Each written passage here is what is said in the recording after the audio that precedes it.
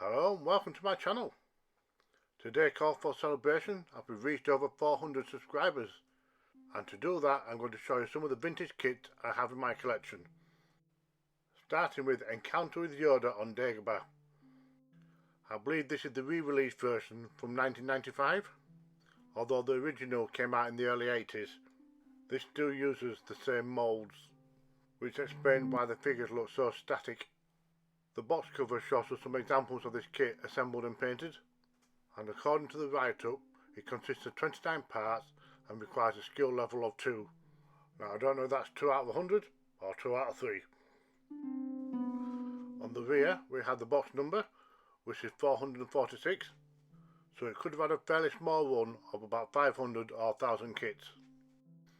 This box is pretty big and it's a 1 in 14 scale. We have a set of instructions, which is always useful even for a basic kit like this. A couple of the figures have already been assembled by the previous owner, as well as being badly primed, but otherwise the remainder of the kit still needs painting and assembling. We still have several items on their sprues, including Yoda's home. This comes with a removable top section so you can look inside, which also means we're going to have a horrible seam line. So figure wise we get Yoda, Luke and R2-D2 plus several snakes, plus there's a few other little items like a crate and several cooking utensils. So for this kit I'll be looking forward to making a few modifications and making the most out of its potential.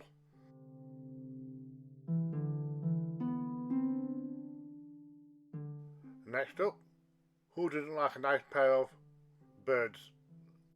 And this is the oldest kit that I have, and it's all the way back from 1978. On the box it's marked up as kit number 3831-5.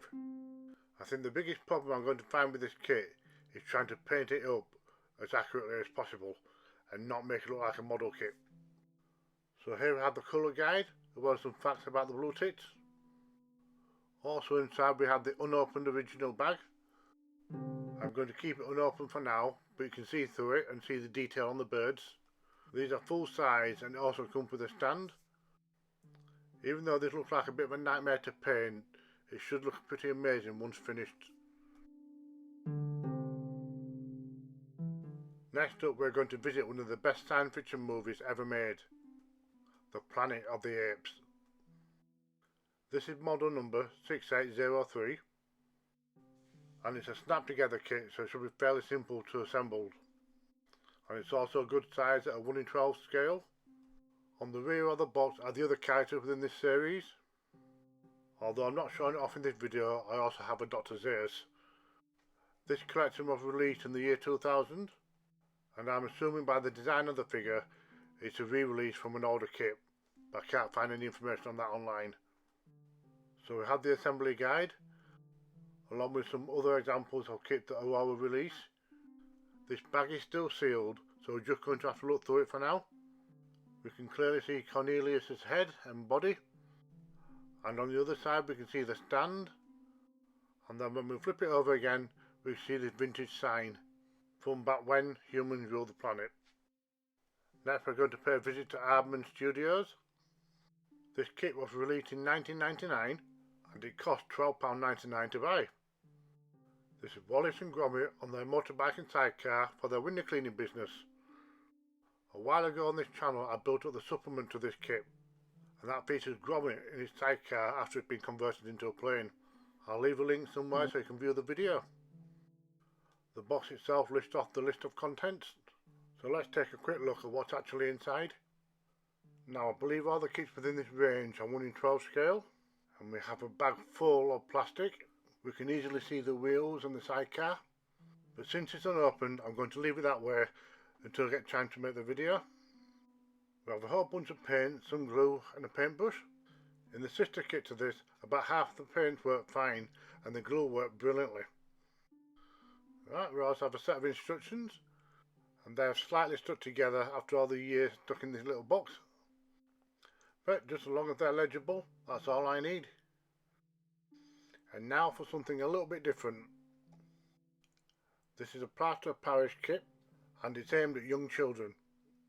But what I'm looking at in this kit are the moulds, And not only does that mean I can make more than one TARDIS, but it also means I can make a Dalek army. But until I get around to making the actual video for this, I won't know beforehand how good the quality is, so we'll have to wait and see. And lastly, we have the Ecto 1A from Ghostbusters 2. This kit is comprised of over 90 parts, which means there's quite a lot of detail to it. According to the back of the box, this is kit number 1350.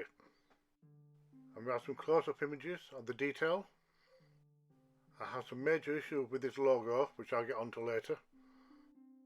And despite the description, I suspect that this dish is just mere plastic. And it even has the original price tag on it. This kit was taped up, so I'm seeing it now for the first time along with you guys. So I have quite a large sheet of assembly instructions. This kit is 1:25 scale. And inside the sealed bag we can recognise the basics of the car, along with all the extras. It's nice to see the parts are colour coded. That includes the clear parts and the chrome parts. One of the tyres has become stuck to the decal sheet. The damage to that is fairly minimal, thankfully. Yeah, the issue I have with this logo is that it breaks the fourth wall, and it shouldn't be on the car or on the actors' jumpsuits.